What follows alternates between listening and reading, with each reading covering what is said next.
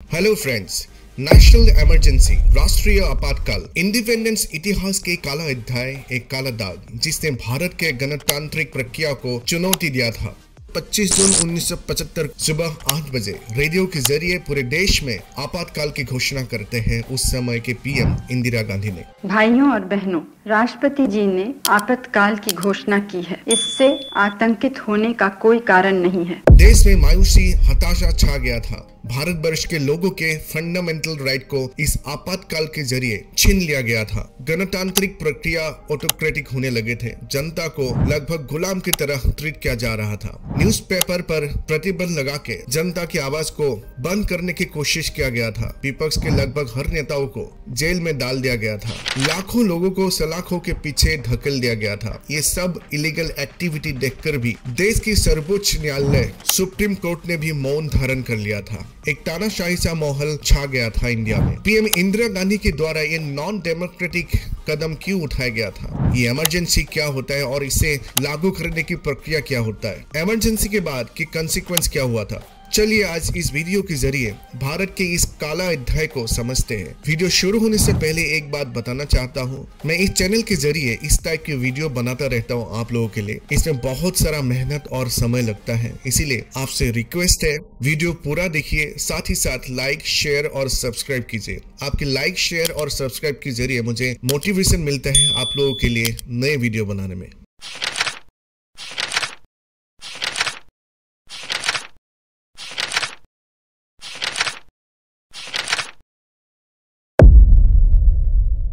National emergency या राष्ट्रीय आपातकाल इंडिया के प्रेसिडेंट डिक्लेयर कर सकते हैं। भारत के संविधान के आर्टिकल 352 के तहत राष्ट्रपति को ये राइट दिया गया है। बट राष्ट्रपति भी आपातकाल ऐसे ही नहीं लगा सकते। उसके लिए 3 कंडीशंस पूरा होना चाहिए: war, external aggression and armed rebellion, जिसको इंटरनल डिस्टर्बेंस भी कहा जाता है। इस 3 कारणों की वजह से यदि देश के किसी प्रांत या पूरे देश के सुरक्षा खतरे में हो तब आपातकाल लगाया जा सकता है। 1975 में जो इमरजेंसी लगाया गया था उसे इंटरनल डिस्टर्बेंस के तहत लगाया गया था। आखिर वजह इंटरनल डिस्टर्बेंस क्यों थी, आगे वीडियो में समझते हैं। 1975 में जो इमरजेंसी लगाया गया था वो कोई इंस्टेंट डिसीजन नहीं था। ये कुछ सीक्वेंस ऑफ एक्शंस की वजह से लिया गया था, जिसका शुरुआत 1967 से हुआ था। 3 प्रमुख रीजन थे जो आगे डिस्कस करूंगा, जिसकी वजह से आपातकाल लगाना पड़ा इंदिरा गांधी को। क्योंकि बात कुर्सी की थी। पॉलिटिशियन भले ही देश के लिए कुछ करे ना करे, लेकिन बात कुर्सी पर आ जाए तो किसी भी हद तक जा सकते हैं। डेमोक्रेसी को हत्या भी कर सकते हैं। गद्दी संभालने के 1 साल बाद ही इंदिरा गांधी की तकरार शुरू होते हैं न्यायपालिका के साथ। 27 फरवरी 1967 गोलकनाथ मामले में सुप्रीम कोर्ट ने ये कहा कि भले ही सरकार के पास 2/3 बहुमत हो, तब भी कॉन्स्टिट्यूशन अमेंडमेंट के जरिए फंडामेंटल राइट के साथ छेड़छाड़ नहीं किया जा सकता। नागरिक की फंडामेंटल राइट इंदिरा गांधी को खटकने लगे थे। ये मैं क्यों कह रहा हूँ आगे आपको बताऊंगा। संविधान की मूलभूत चीजों को इंदिरा गांधी अमेंड करना चाहती थी, लेकिन 1973 केशवानंद भारती मामले में सुप्रीम कोर्ट ने कहा कि संविधान की मूलभूत चीजों को बदला नहीं जा सकता। इंदिरा गांधी को सुप्रीम कोर्ट के ये ऑर्डर नागवार गुजरे। उन्होंने सुप्रीम कोर्ट के चीफ जस्टिस की नियुक्ति को ही पलट दिया था। अमूमन सुप्रीम कोर्ट के चीफ जस्टिस को सीनियरिटी बेसिस में सिलेक्ट किया जाता था, लेकिन 1973 में सीनियरिटी को दरकिनारा करके A.N. रे को चीफ जस्टिस बना दिया गया था। प्रिविया पर्स, जो एक अमाउंट प्रिंसले स्टेट की रॉयल फैमिली को दी जाती थी, इंडियन गवर्नमेंट की तरफ से इंदिरा गांधी ने उसको खत्म करने की कोशिश की थी, बट सुप्रीम कोर्ट ने उसे नल एंड वॉइड करार दिया। बाद में इंदिरा गांधी ने कॉन्स्टिट्यूशनल अमेंडमेंट के जरिए सुप्रीम कोर्ट के जजमेंट को रिवर्स कर दिया था। नवाब ऑफ पतौदी, मंसूर अली खान पतौदी और ग्वालियर की रॉयल फैमिली विजय राजे सिंधिया और माधव राव सिंधिया ने इलेक्शन लड़के इस डिसीजन के खिलाफ प्रोटेस्ट की थी। न्यायपालिका के साथ अंतिम तकरार जून 1975 में हुआ, जो आपातकाल के लिए टर्निंग पॉइंट थी। 1973 में इंटरनेशनल क्रूड ऑयल क्राइसिस देखा गया था, जिसकी वजह से क्रूड ऑयल की प्राइस 300% तक पहुंच गए थे। बेतहाशा महंगाई बढ़ रहे थे, जिसकी वजह से लोगों के मन में इंदिरा गांधी के खिलाफ गुस्सा पनपने लगे। ऊपर से बढ़ते करप्शन ने जनता की कमर तोड़ दिया था, जिसकी वजह से अलग अलग स्टेट में सरकार विरोधी प्रदर्शन आग की तरह फैलने लगे थे।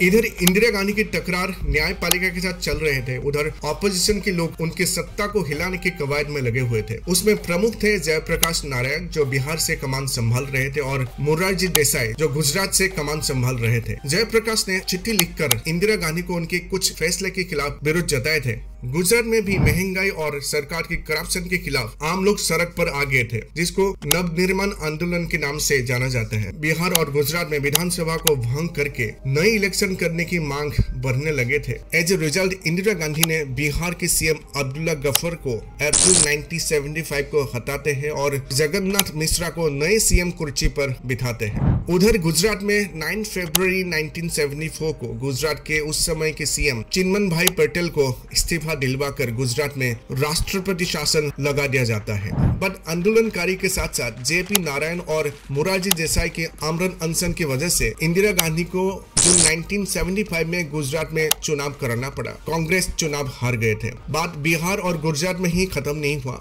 समाजवादी नेता जॉर्ज फर्नांडिस के नेतृत्व में रेलवे के लाखों कर्मचारी हड़ताल में चले गए थे। 1971 पार्लियामेंट्री इलेक्शन में इंदिरा गांधी रायबरेली से चुनकर आई थी। संयुक्त सोशलिस्ट पार्टी के उम्मीदवार राज नारायण सिंह को 1,10,000 वोटों से हराकर। राज नारायण चुनाव के नतीजे से खुश नहीं थे, इसीलिए वो इलाहाबाद हाई कोर्ट पहुंचते हैं इंदिरा गांधी के खिलाफ। उनका दलील थे कि इंदिरा गांधी इलेक्शन में सरकारी मशीनरी यूज करके जीती है। 12 जून 1975 इलाहाबाद हाई कोर्ट ने इंदिरा गांधी के खिलाफ जजमेंट सुनाते हैं और उनके जीत को रद्द कर देते हैं। साथ ही साथ the representation of people act के तहत इंदिरा गांधी को 6 साल तक चुनाव लड़ने में पाबंदी लगा देते हैं और राज नारायण सिंह को विजेता घोषित कर देते हैं। हाई कोर्ट के जजमेंट के खिलाफ इंदिरा गांधी सुप्रीम कोर्ट पहुंचते हैं। 24 जून 1975 को सुप्रीम कोर्ट में इस मामले में सुनवाई शुरू होते हैं। फैसला आया कि जब तक मामला कोर्ट में है तब तक इंदिरा गांधी पीएम पद पर तो बने रह सकते हैं, लेकिन संसद में किसी भी चर्चा और कोई भी बिल के लिए वोट करने के अधिकार नहीं रहेगा। अब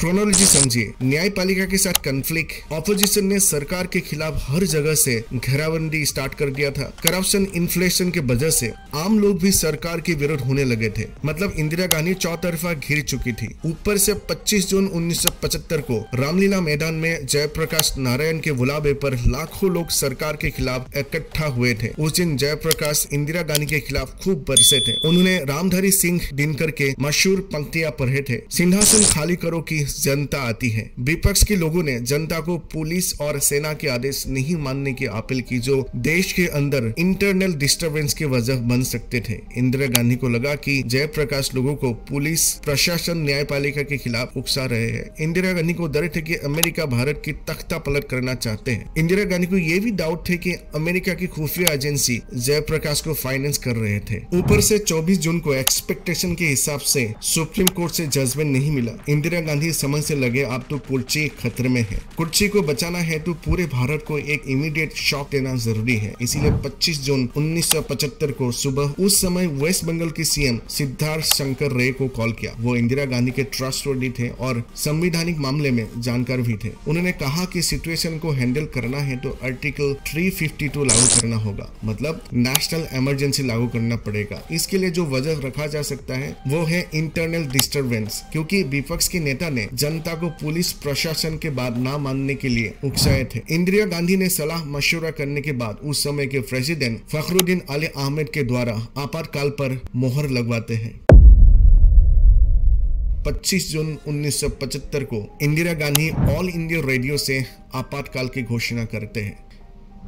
इंदिरा गांधी को आम लोगों की फंडामेंटल राइट से प्रॉब्लम थे, इसीलिए आपातकाल के दौरान आर्टिकल 21 को रद्द कर दिया था। Article 21 fundamental right to life को रेफर करते हैं। आपातकाल के दौरान ना कोई आंदोलन थे, लोग अपने कामों से काम ले रहे थे। न्यूज़पेपर भी सरकार के खिलाफ बोल नहीं पा रहे थे, क्योंकि न्यूज़पेपर के प्रिंट हाउस में इलेक्ट्रिसिटी काट दिया गया था। ट्रेन और बस टाइमली चल रहे थे। धीरे धीरे प्रोडक्टिविटी बढ़ने लगे थे। इंदिरा गांधी को लगने लगा कि वही सबसे बेस्ट टाइम है इलेक्शन कराने। 1977 पार्लियामेंट्री इलेक्शन होते हैं। समझदार जनता ने इंदिरा गांधी और कांग्रेस को सत्ता से बाहर का रास्ता दिखा देते हैं।